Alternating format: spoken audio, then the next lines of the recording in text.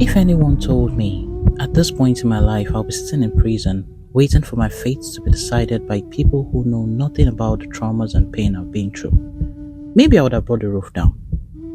It's ironic, really, how a series of well-intentioned actions can lead one down a path of unforeseen consequences, landing a young lady like me in such a precarious situation. My name is Onyeka, and it all started when I got a job at a rehabilitation center in a small town near Benin City.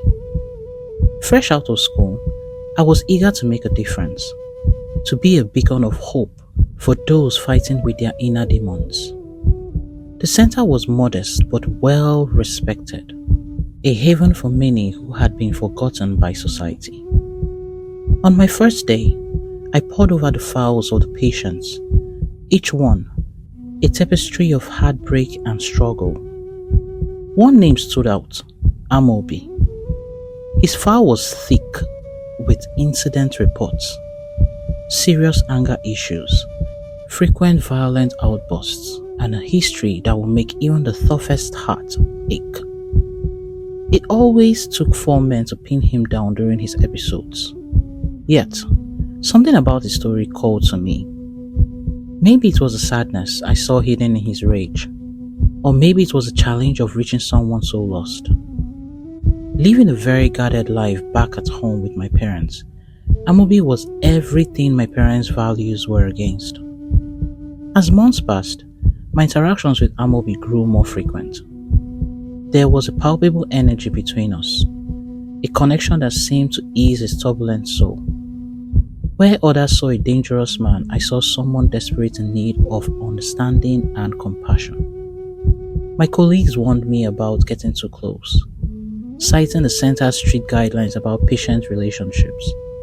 But I couldn't help myself. I felt a rush of adrenaline whenever he was around me, unlike my past relationships. Amobi was different around me.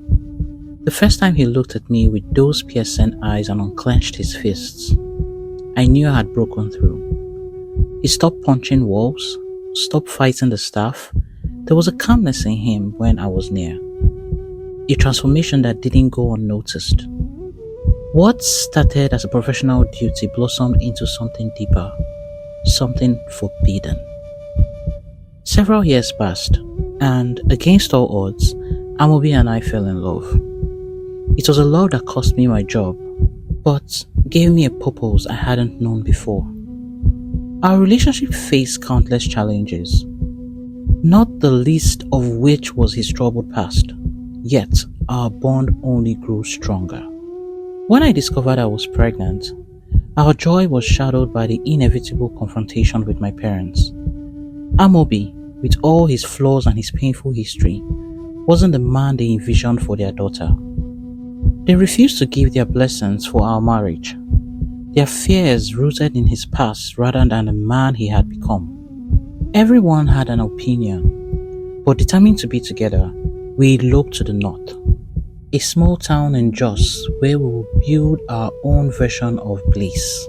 The first few years were filled with love and discovery. We welcomed our twin girls with joy, and Amobi was the ideal father every woman would want in her life. Or at least, so I thought. Our family continued to grow, and not long after, we welcomed another set of twin girls. Amobi was big on public display of affection. He was a man who wasn't shy to proclaim his love for me anywhere, and to anyone who cared to know, he will boast of the love we share. Every woman wished to be me. Every man hoped to be this in love with their partners. I was nicknamed Lucky, and it wasn't long we became a standard for many relationships in our community.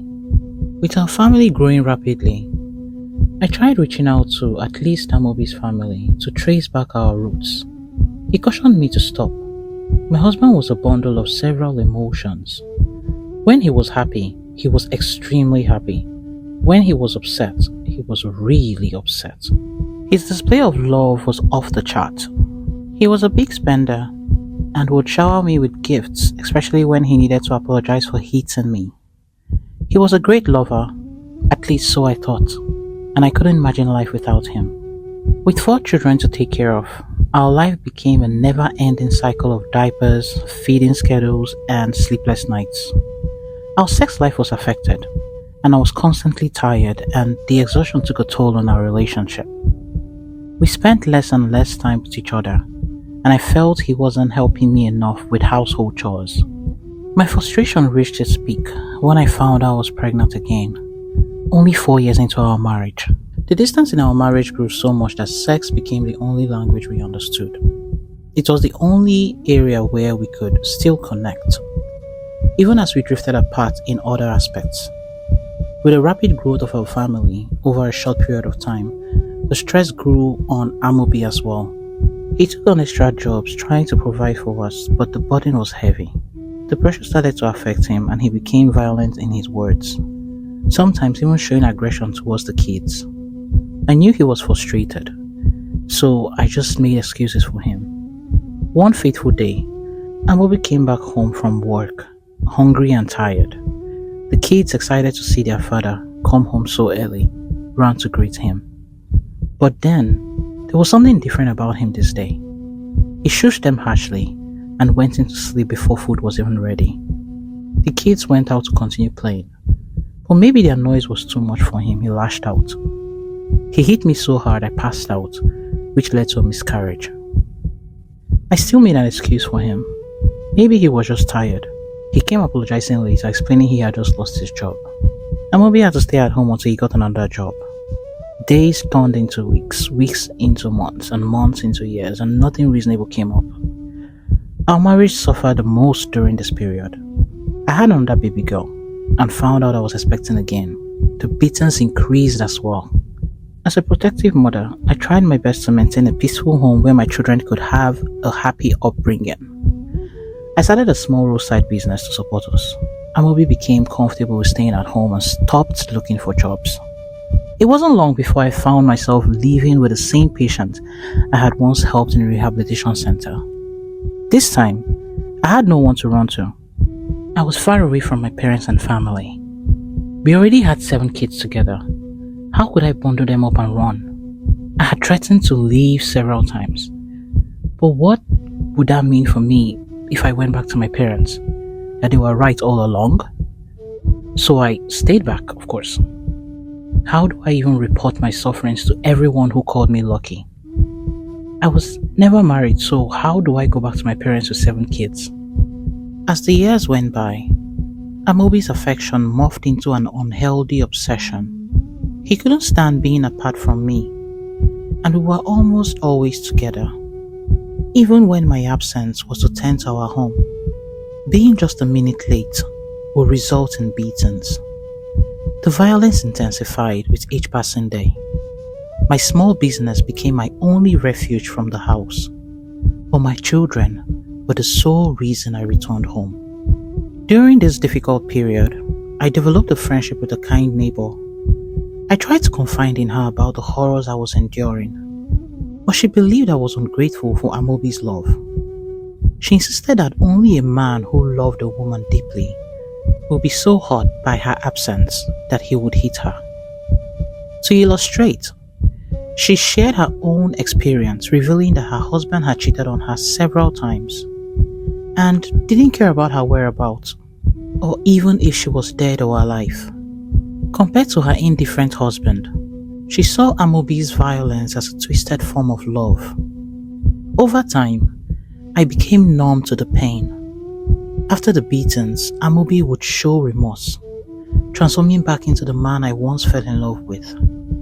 This cycle of violence and apology became a perverse normalcy in our lives, trapping me in a web of fear and hope.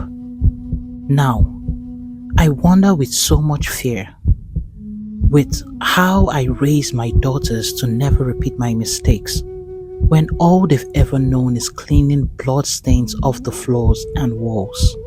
Several years down the line, it's been 15 years to be exact, marked by 3 miscarriages and a horror of bearing my own children 3 times. Today's my birthday.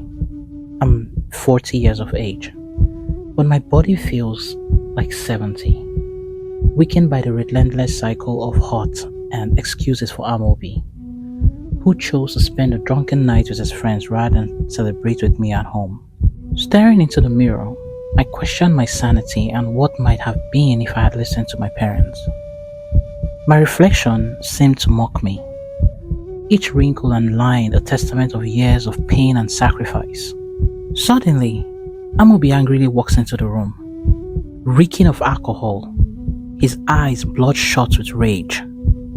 Before I could react, he pounced on me, and suddenly there was blackout. Time seemed to jump.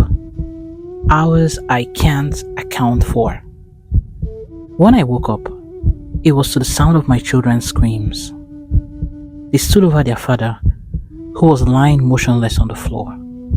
Panic surged through me as neighbors rushed in, trying to salvage the situation. But it was too late. I was dragged to the community police station and locked up. Amobi was pronounced dead.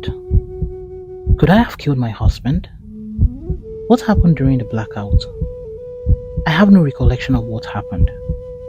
How do I reach my parents? What will be the fate of my kids if I'm gone? This thought flooded my mind as I see the chief guard standing in front of my cell. The reality of my situation crashes down on me like a tidal wave. My children, already traumatized by their father's violence, now face the prospect of losing their mother. How could I explain the years of suffering, the silent cries for help, the battles fought in the privacy of our home? My body, a battlefield of bruises and scars, held the untold story of our tumultuous relationship. In the dim light of the cell, I find myself recounting every moment that led to this. Each sacrifice, each compromise, each time I convinced myself that staying was the right thing to do. For my children, for our family, for the fear of proving my parents right. I think of the small roadside business I started, the fleeting moments of joy with my kids, the rare days Amobi showed glimpses of the man I once loved. But now, all of this seems distant and almost unreal. The guards look at me with a mixture of pity and suspicion. They don't know my story, and they don't care. To them, I'm just another woman whose life unraveled in the confines of a troubled marriage. As I sit in this cell, I can hear the loud chants demanding justice for Amobi. The palace guards move closer, and I know my time for reflection has run out. They bring with them my twin girls, allowing me a moment to have my final words with them. As they walk towards the cell, eyes fixated on me, one of them gently leans into my ear and whispers, "We killed Papa to protect you." They withdraw and look me dead in the eye as they smile and walk away holding hands. I freeze, seeing the devils I had unknowingly created. My mind races, trying to process their words. They killed him? My innocent-looking girls? Driven to such an extreme by the environment we lived in, had taken matters into their own hands. I had stayed in this toxic marriage to protect them, but by doing so, I had pushed them into this. Just then, the chanting outside stops. The abrupt silence is deafening, and I know that my fate had been decided by people who may never know my truth. My children, now stained by this dark secret, are left in a world where their actions were shaped by the violence and fear they grew up with. I tried to shield them, but the horrors of our lives seeped into their souls, turning them into something I could never have anticipated. As the crowd looks on, their faces filled with rage and anger, my heart weighs heavy with the knowledge that my story, our story, is far more complex than they would ever understand. This brings me to the end of the story. The tragic tale of Onyeka and Amobi is a reminder of the profound impact of domestic violence on families, and the often overlooked consequences it carries. As the popular saying goes, when someone shows you who they are, believe them the first time. Onyeka's journey is a testament of the danger of ignoring warning signs and staying in a toxic situation for the sake of others. Her unwavering commitment to her children despite the challenges she faced, highlights the resilience of a human spirit. Yet, it also serves as a stark warning against the silent suffering endured by many behind closed doors. The chilling revelation of her daughter's actions speak volumes about the insidious nature of abuse and the ripple effect it can have on generations. Ultimately, Onyeka's story compels us to listen, to believe, and to act swiftly in the face of domestic violence, for the sake of those we love and for our own salvation. If the story resonated with you, please don't forget to like, please subscribe, and share what you would have done differently. Until next time, bye!